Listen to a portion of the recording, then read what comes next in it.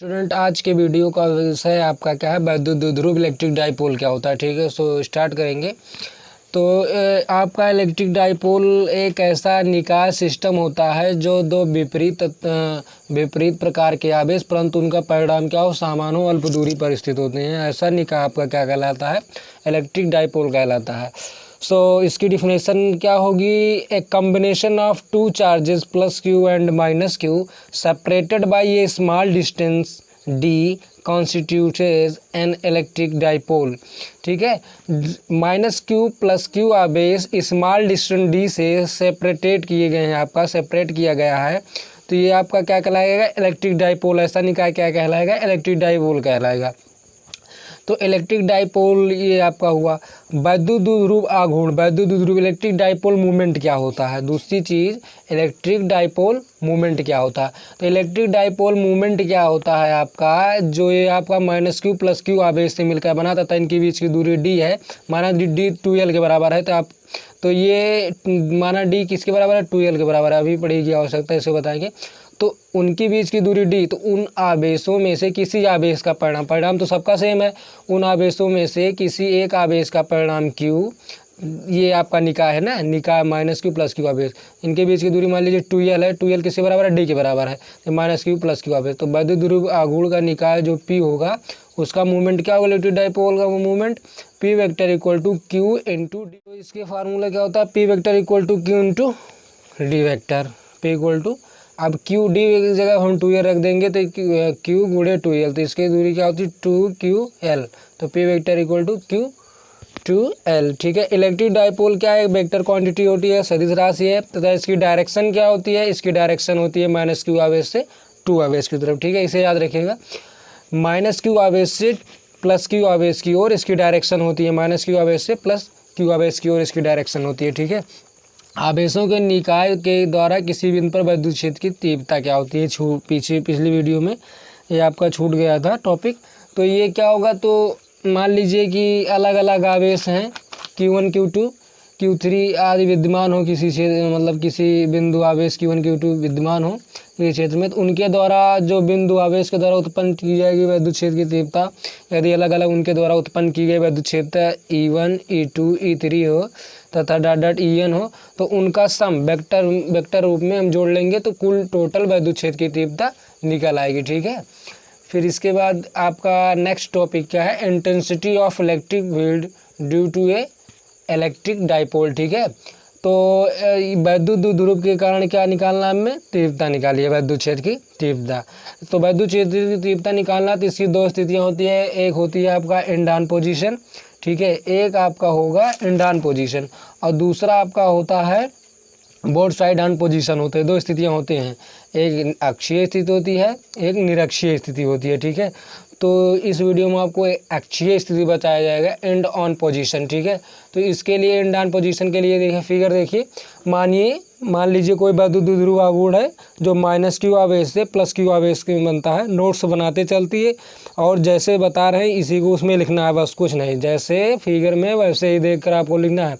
तो वैद्युत द्विध्रुव आघूर्ण जो है माइनस क्यू आवेश, मान लीजिए माना कि वैद्युत द्विध्रुव आघूर्ण आपका जो है मेकिंग माइनस क्यू आवेश एंड प्लस क्यू आवेश, distance between minus q plus q आवेश इक्वल टू 2L। तो ये इनकी मध्य बिंदु लेंगे तो मध्य बिंदु से इनकी दूरी क्या होगी, मिड पॉइंट से इनकी दूरी LL होगी। ठीक है, L और L। अब ये मध्य बिंदु से मान लीजिए कि इस पर इलेक्ट्रिक डाइपोल पर बिंदु P पर हमें विद्युत क्षेत्र की तीव्रता निकालना है। तो हम जानते हैं प्लस क्यू आवेश के द्वारा विद्युत क्षेत्र की तीव्रता बाहर की ओर होती है, हमने बताया था लेक्चर में। ठीक है, जो प्रीवियस लेक्चर हैं उसमें हमने बताया है माइनस प्लस क्यू आवेश की तरफ बाहर की ओर, अब प्लस क्यू माइनस आवेश की तरफ अंदर की ओर। तो प्लस क्यू आवेश की तरफ बाहर की ओर E1 और माइनस क्यू आवेश की तरफ अंदर की ओर E2 होगी। ठीक है, विद्युत क्षेत्र की तीव्रता, इनके बीच की दूरी कितनी है, R है। अब हम देखेंगे कि प्लस क्यू आवेश से बिंदु P की दूरी कितनी है। तो प्लस क्यू आवेश से बिंदु P की दूरी मान लीजिए ये आपका कितना होगा, तो ये डिस्टेंस, ये वाला डिस्टेंस पूरा L है, OB डिस्टेंस कितनी है, L है। तो हमें निकालना है क्या, BP डिस्टेंस। तो आपका BP बराबर क्या होगा, OP माइनस BP। ठीक है, नहीं, ये B P equal to O P minus O B, ठीक है, O P minus O B. तो ये आपका B P equal to O P minus O B. तो बी पी यही तो निकालना है, बी पी कितना डिस्टेंस, तभी तो हम विद्युत क्षेत्र की तीव्रता का फार्मूला लगाएंगे आर स्क्वायर, जो अपान में आर स्क्वायर रहेगा तभी तो आर स्क्वायर लगेंगे, जब ये डिस्टेंस पता चलेगी तो हमें डिस्टेंस निकालना आवश्यक है। अब देखिए ओ पी तुम्हारा कितना है, ओ पी तुम्हारा आर है, ठीक है, और ओ बी कितना है, ओ बी एल है, तो बी पी इक्वल टू कितना हुआ, आर माइनस एल, ठीक है। अब इस प्रकार माइनस क्यू आवेश से निकालेंगे, तो माइनस क्यू आवेश से बिंदु पी की दूरी कितनी है, ये निकालेंगे, ठीक है। तो यहाँ से यहाँ डिस्टेंस, तो ये ए पी निकालना, तो ए पी इक्वल टू क्या होगा आपका, ए ओ प्लस ओ पी। तो ए ओ आपका है एल, देखो ए ओ कितना है, एल है, और यहाँ से ओ पी कितना है आपका, आर है। तो ये एल ये आर प्लस एल हुआ, ये आर माइनस एल हुआ, ठीक है, ये इसी माइनस आर प्लस एल आपका आर प्लस एल हुआ, ठीक है। ये देखिए ए पी का मान रख दिए, ओ पी का मान रख दिए, तो ये आपका क्या होगा, आर प्लस एल हो गया। अब हमने बताया कि उसके कारण किधर होगी, बाहर की तरफ होगी, और प्लस क्यू आवेश की तरफ, तो माइनस क्यू आवेश की तरफ अंदर की ओर होगी। तो प्लस क्यू आवेश की कारण विद्युत क्षेत्र की तीव्रता E1 equal to, plus q आवेश के कारण विद्युत क्षेत्र की तीव्रता क्या होगी, E1 इक्वल टू क्या होगी, देखिए E1 equal to 1/4 pi epsilon 0, ठीक है। उसके बाद Q upon are minus L का, और ये डिस्टेंस बटे में क्या लिखते हैं आप, अपान में आर स्क्वायर, तो आर की यहाँ पर आर स्क्वायर डिस्टेंस कितनी है, डी स्क्वायर, यानी डी स्क्वायर का मतलब आर माइनस एल का स्क्वायर, ठीक है, ओ पी की स्क्वायर। तो ये मतलब क्या है, जैसे देखिए ये E1 इक्वल टू क्या होगा, 1/4 पाई एप्सिलॉन 0 Q अपान क्या होगा, Q अपान ओ पी की स्क्वायर, ये आपका क्या होगा, Q अपान प्लस क्यू आप ऐसे करना है तो बी पी की स्क्वायर, तो ये आपका होगा बी पी की स्क्वायर मतलब आर माइनस एल का स्क्वायर, वही डिस्टेंस लिया जाएगा ना, तो ये आपका क्यों आर माइनस एल स्क्वायर हुआ। अब इसकी दिशा क्या है, बी पी, इसकी दिशा क्या है, बी पी की तरफ, ठीक है। फिगर देखिएगा, ये फिगर से आपका ये इसकी दिशा क्या है, बी पी की। अब E2 के कारण क्या है, E2 के कारण अंदर की तरफ है 1/4 पाई एप्सिलॉन 0 Q अपान, यहाँ क्या है बी पी, तो बी यहाँ क्या डिस्टेंस लिया जाएगा आपका, ए पी लिया जाएगा, ठीक है। ए पी हमने निकाला कितना है, ए पी का स्क्वायर, तो ये आपका क्या होगा 1/4 पाई एप्सिलॉन 0, ठीक है। क्यू अपान ए पी आपका क्या है, आर प्लस एल का होल स्क्वायर हमने निकाला है ना, पीछे की आर प्लस एल स्क्वायर होगा कि नहीं होगा। इसकी दिशा क्या होगी, इसकी दिशा आपकी होगी क्या, पी ए से ए की तरफ, हमने क्या बताया, पी से ए की तरफ होगी, पी से ए की तरफ, ठीक है, इसे ए की दिशा में, ठीक है, ए पी ए ना, ये इलेक्ट्रिक डाइपोल है, यहाँ पर आपका माइनस क्यू आवेश है, प्लस क्यू आवेश की तरफ, बाहर की तरफ। अब ये तुम्हारा कितना हुआ 1/4 पाई एप्सिलॉन 0 पी। अब यहाँ देखना है कि E1 बड़ा है कि E2 बड़ा है, ठीक है। तो E1 आप बताइए, जिसका हर जो होगा, हर जिसका छोटा होगा उसका वैल्यू क्या होगी, बड़ी होगी, और जिसका हर बड़ा होगा उसकी वैल्यू छोटी होगी। तो यहाँ आर माइनस एल क्या है, छोटी है, इसका वर्ग करेंगे और छोटा मिलेगा, यानी कि E1 ग्रेटर देन E2, ठीक है, E1 is greater than E2। अतः टोटल उस बिंदु पर विद्युत पी पर विद्युत क्षेत्र की तीव्रता कितनी होगी, E equal to E1 minus E2। अब वैल्यू हम पुट करेंगे, ठीक है। संबंध 1 और 2 से, ये आपका इक्वेशन 1 कहाँ गया, ये वाला, ये आपका पहला हुआ, ठीक है, ये वाला आपका दूसरा हुआ। तो 1 और 2 से क्या होगा, E1 minus E2 equal to, E1 की वैल्यू कितनी है 1/4 pi epsilon 0 Q upon are minus L का whole square minus 1/4 pi epsilon 0 Q upon r plus l का होल स्क्वायर, ठीक है, इतना है आर प्लस एल का होल स्क्वायर, ठीक है। अब ये के परावैद्युतांक के माध्यम में रखा गया होगा, तो ये यहाँ पर क्या हो जाएगा आपका के कुल कितना हो जाएगा, के यहाँ पर के, यहाँ पर भी के, यहाँ पर भी के, ठीक है। तो ये आपका हो गया के, ये के, ठीक है।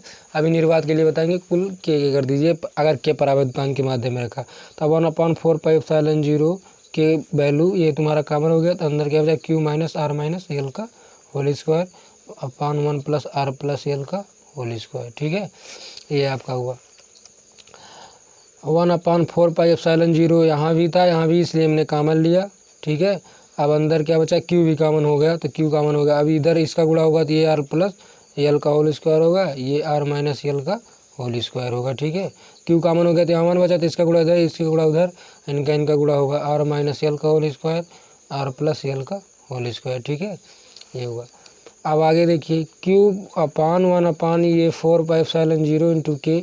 अब इसको खोल दीजिए तो R square plus L square plus 2 RL, फिर माइनस में होगा। ठीक है, ब्रैकेट में क्या आर स्क्वायर आएगा minus L square plus 2RL। ठीक है, ये आपका क्या होगा, ये ब्रैकेट के अंदर ये R square plus L square minus 2RL आएगा, ये माइनस अंदर उड़ा करके इन दोनों को माइनस इसको प्लस कर देगा। अब ये क्या है, इसे हम बनाएंगे R minus L R plus L पूरे का स्क्वायर। ठीक है, ये आपका पूरा का स्क्वायर हो जाएगा कि नहीं, क्योंकि ये आर माइनस इसका भी स्क्वायर है, इसका भी स्क्वायर, इसका भी स्क्वायर है। ठीक है, इसका, तो ये R minus L R plus L का पूरे का स्क्वायर हो गया। अब ये आगे देखिए, वहाँ क्यू अपान 4πε0 इंटू के। ठीक है, अब ये आर स्क्वायर से ये कट गया, ये यल स्क्वायर से ये करता, 2RL प्लस 2RL का 4RL बना, ये A plus B A minus B यानी R square minus L square का होल स्क्वायर पूरे का होल स्क्वायर। इतना समझ में आया यहाँ तक, ये तुम्हारा क्या हुआ आर माइनस यल का होल स्क्वायर। अब आगे क्या देखेंगे, अब हमें आगे देखना है, इससे बनाना है हमें 2, ये आपका 4RL है, ये डिस्टेंस कितनी है 4। अब देखिए इतना समझ में आया ना। अब ये आपका क्या होगा, Q अपान 4πε0। ठीक है, ये आपका Q ये है, ये 2 इधर आ जाएगा। ठीक है, ये L इधर आएगा आपका, तो ये 2QL। अब यहाँ कितना बचा है 2, इसे कर दीजिए के नहीं, तो ये आपका बचा 2। ठीक है, यहाँ बचा है R, ये आपका R square minus L square पूरे का ये से हो पूरे का होल स्क्वायर। ठीक है, ये इतना हुआ। अब 2QL किसके बराबर होता है, P के बराबर होता है, यानी कि ये तुम्हारा 2PR हुआ ऊपर 4πε0 के into R square minus L square का होल स्क्वायर। ठीक है, ये तुम्हारा 4πε0 के आर स्क्वायर माइनस यल का होल स्क्वायर। तो हमने क्या बताया कि ये आपका क्या होगा 1 अपान ये ई टोटल बराबर क्या निकाले आपने 1 अपान 4πε0 के। ठीक है, 2PR upon R square minus L square का होल स्क्वायर। अब यहाँ यल क्या है, आर जो है मोर ग्रेटर देन यल, यल बहुत छोटा है दूरी डिस्टेंस, जब 2L बहुत छोटा है तो यल और छोटा होगा, तो इसलिए हम यहाँ यल स्क्वायर है ना, तो यल स्क्वायर के क्या मान सकते हैं, हम नगण्य मान सकते हैं, यानी कि इसको हम छोड़ सकते हैं। तो आपका ये पूरा क्या होगा 1 अपान 4πε0 के। ठीक है, 2PR, ये यल ख़त्म हो गया तो यहाँ क्या बचा आर का स्क्वायर का यानी r की पावर 4।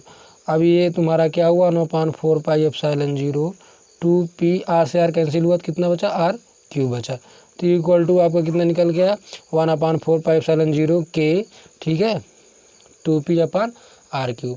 ये आपका फार्मूला है द्विध्रुव के कारण अक्षीय स्थिति का। ठीक है, तो इस माध्यम से हम इसको ये आपका ड्राइव हुआ अक्षीय स्थिति पर विद्युत द्विध्रुव के कारण विद्युत क्षेत्र की तीव्रता इलेक्ट्रिक। ठीक है, इलेक्ट्रिक डाइपोल के कारण आपने निकाला। वीडियो को यहाँ पर एंड करते हैं, एंड नेक्स्ट वीडियो में आपको बताया जाएगा बोथ साइड ऑन पोजीशन। ठीक है, जिसे हम कहते हैं निरक्षीय अथवा अनुप्रस्थ स्थिति, यही बताया जाएगा। सो एंड करते हैं।